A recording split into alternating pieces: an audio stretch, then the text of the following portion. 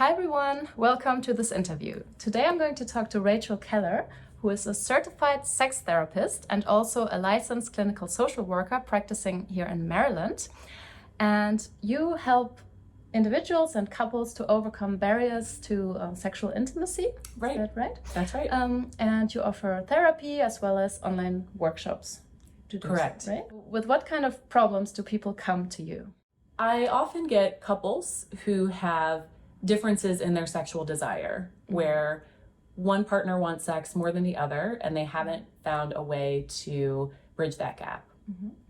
I also work with individuals who have some type of sexual dysfunction or sometimes sexual pain issues or sexual guilt and shame. And they come to me because they want help overcoming that so that they can be more fully expressed and more healthy in their sexuality. Yeah, you hear about that a lot, right? That people have different desire levels especially, and that they really suffer. So how does that affect their relationships and their lives in general? Is that... It can have a big effect. You know, sexuality is a big part of life. And what I find a lot in therapy is that it's really hard for people to talk about sexuality. So oftentimes they won't talk about it, or they will have tried to talk about it and felt that it didn't go well. And so now it's just sort of an elephant in the room, or it's an area that they try to avoid because there's a lot of hurt feelings or other difficult feelings involved. Right. So I imagine many people don't reach out to you for a long time because of that reason, and because there's so much shame around this topic, right? What are other reasons why people might not dare to search for help? Good question. Yeah, you know, I think a lot of people were brought up with the idea that sex shouldn't be talked about directly, that it's more something that's under the surface and that, you know, you kind of do in your own bedroom, but you don't really share with people outside of that. So looking for a sex therapist would require that someone really open up, and you know, I would be a stranger to them. So it takes a lot of courage and gumption, I think, for someone to overcome those cultural messages and also a lot of personal vulnerabilities, insecurities that may come up with the topic. Right. And I think many individuals are not necessarily even honest with their own partner about it, right? Let alone with a third party. Yes, it can. The topic of sex can start to feel like it's really high stakes because there often aren't open lines of communication about it, so that whenever it is discussed, it feels like a really big deal. And if it doesn't go well, it feels like it can feel like a big failure. And yes, you know, it can take a lot of courage as well for a partner to share with their partner something that they may be interested in sexually, or how they really feel about the sexual relationship. And can these sexual issues even lead to divorce sometimes, or these kind of dramatic outcomes in your experience? Yes, they certainly can. Sexuality, as we said, is a big part of, I would say, most relationships. And if people are not able to overcome differences in that area, it can create a lot of disconnect. And it also limits a couple's ability to reconnect in the way that sexual intimacy can bring people closer together. Yeah. Okay. So how do you help people then? What are tips or advice, or how do you work with people? Sure. So I can share 5 tips that can help to improve your sex life. And these are things that I share with most clients that come to see me. They're sort of universally helpful. Tip number 1 would be to learn about your desire type and that of your partner's. The current research that we have shows that there are 2 main categories of sexual desire, And I'll give a definition of sexual desire, which is different from sexual arousal, is that sexual desire is the want to have sex, which is more in the mind. Okay. It's like a sort of a mental desire for sexual intimacy, versus arousal is the body's physiological response to sort of sexual stimulus. So we're talking about desire, which is the want for sex. And the two main types of sexual desire are spontaneous and responsive. And these two types of desire exist on a spectrum where someone may be all the way over to one side or the other, or they may be in the middle, or they may fluctuate a little bit between the types of desire. But what we find is that most people tend towards one side or the other. So I'll give a little description of each, which is that spontaneous sexual desire is where the person's want for sex precedes the sexual intimacy itself. The example I use for that is someone who's in the kitchen, at the sink, washing dishes. Nothing particularly sexy going on. And they may have a thought in their mind, oh, I would like to have sex tonight. That would most likely be spontaneous sexual desire, because it wasn't preceded, there was nothing that caused them to think about that. They just spontaneously had the desire. Now, for a person with responsive desire, that most likely wouldn't happen. For responsive desire, the want for sex typically comes after the sexual intimacy has already begun. And when I say sexual intimacy, I kind of mean that in a very broad sense. So things that are related to sexuality, such as flirting or quality time that you know is intended to lead to a sexual connection. So is that making sense so far? Yeah, totally. Good.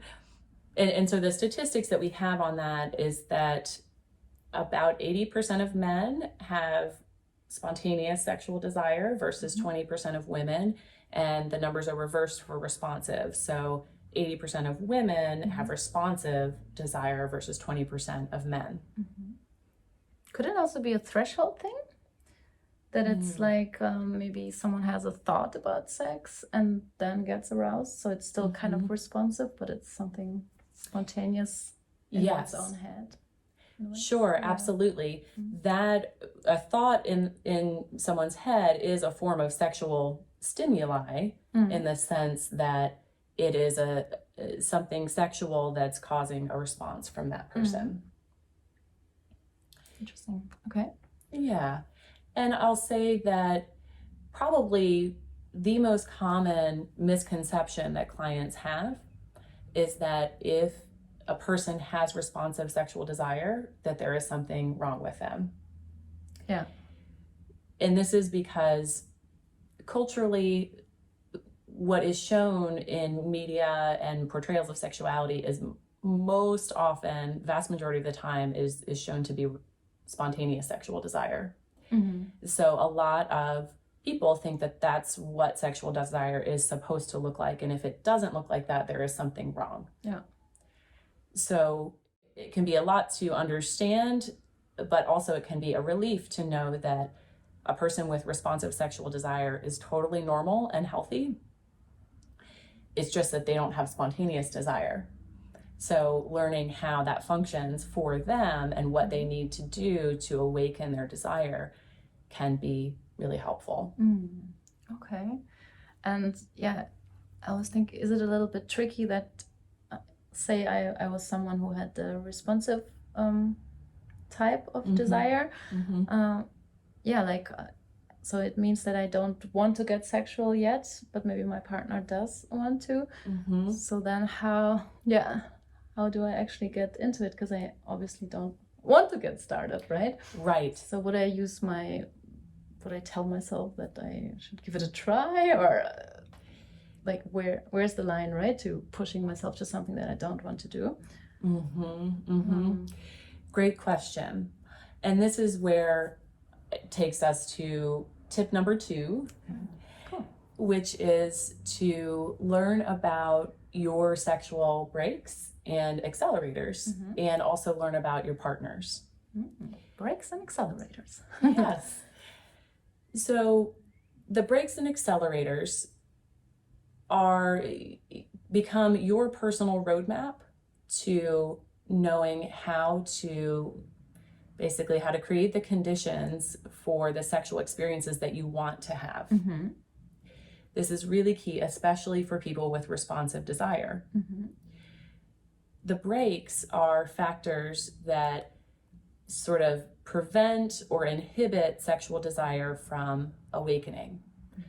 They're sort of like turn-offs, but a little bit different. Okay.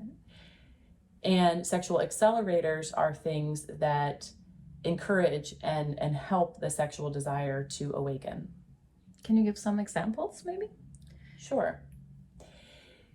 The brakes and accelerators come in 3 main categories: physiological, psychological, and relational. Some common examples of physiological sexual brakes would be feeling tired,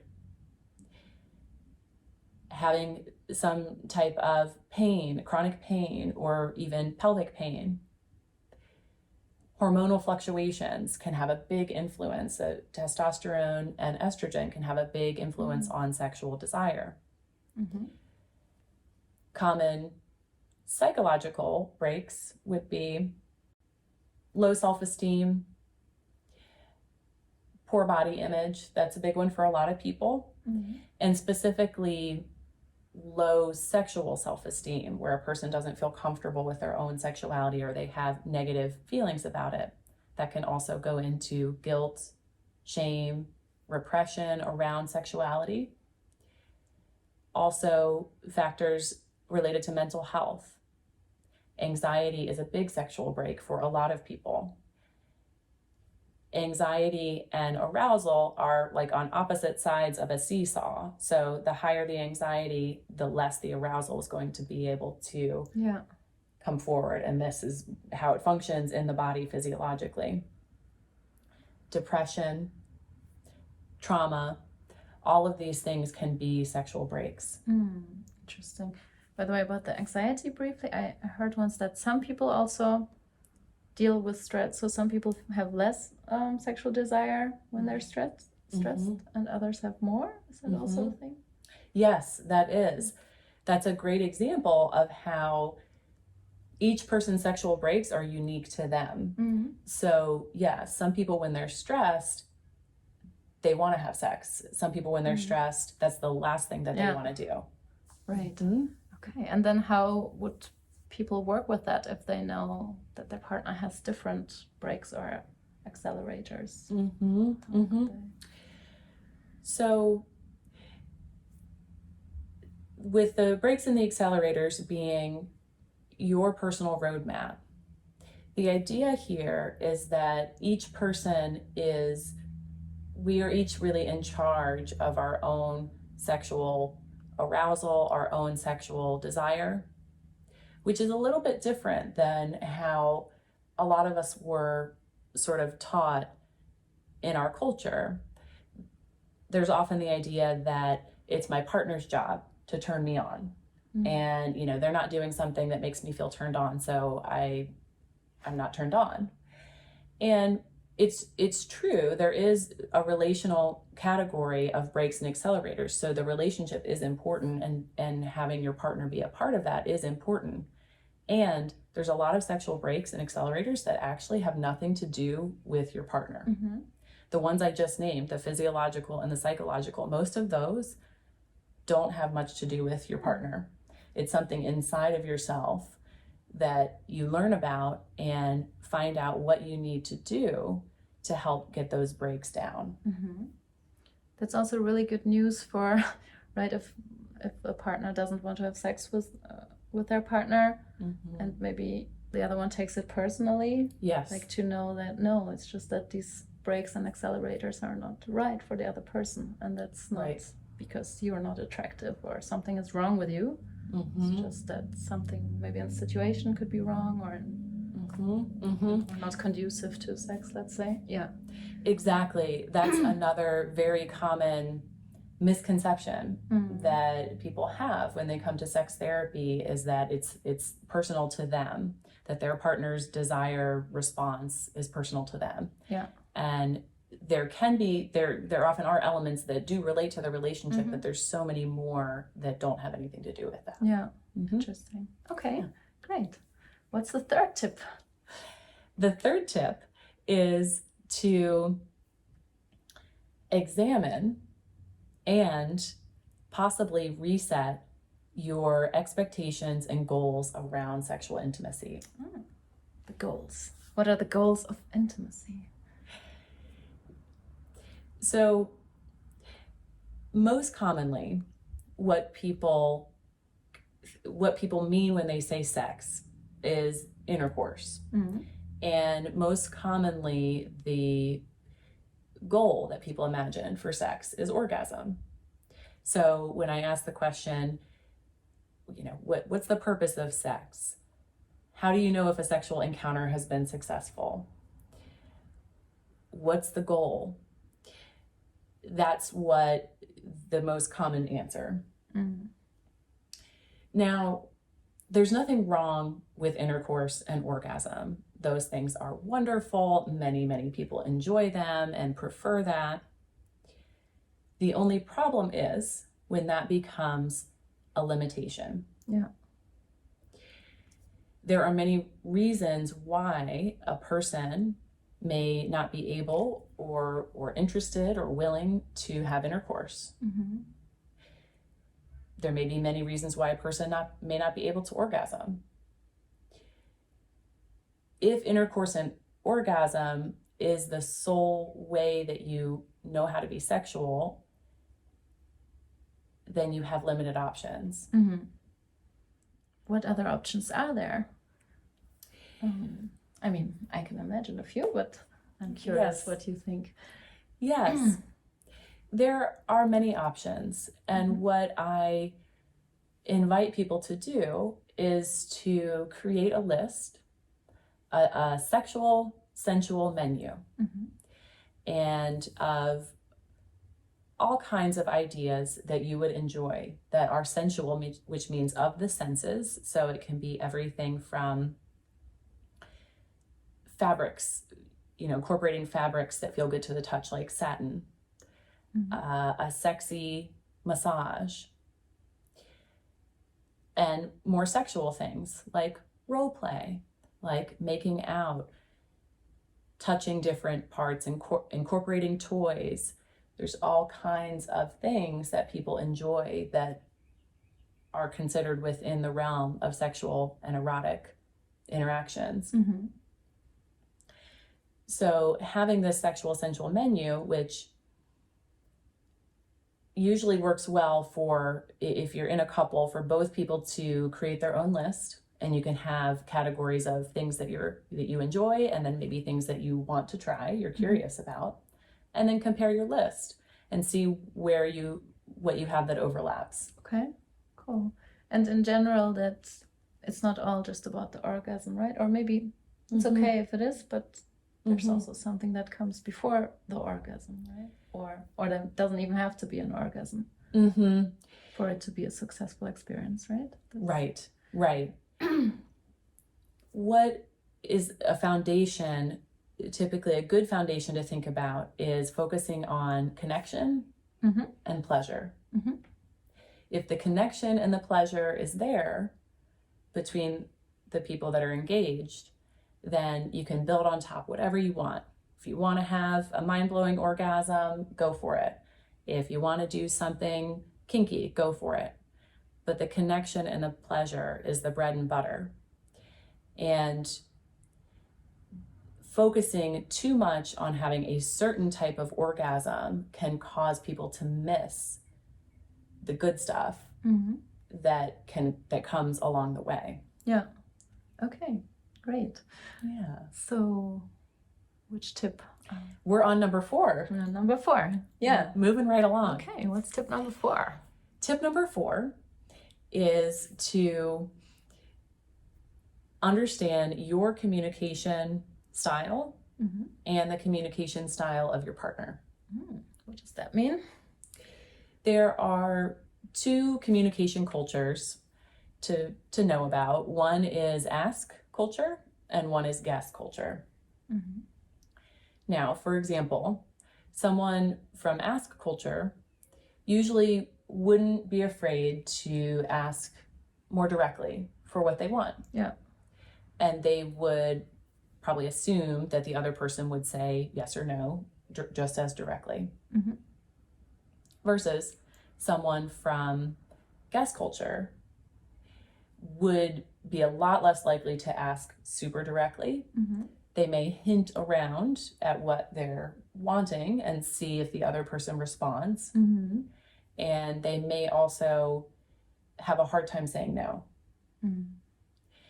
A person from guest culture would most likely not ask for something unless they were pretty sure the person was going to say yes. So, and with these communication cultures, they can be different in different contexts. For example, a lot of men may have ask culture when they're at work. They're direct, they don't hesitate to address things, but when it comes to sexual intimacy, when it comes to the bedroom, they may be guess culture. Okay. You mean they don't express what they want, or they don't ask their partner, or both? It can be both. Yeah. Yes. And that's where I come back again to the communication that is so often, unfortunately, shut down or constricted around the area of sexuality.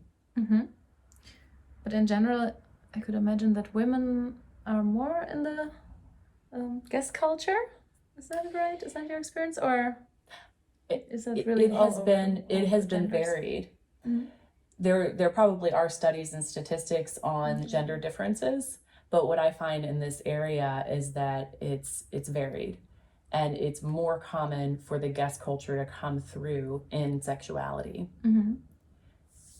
Okay.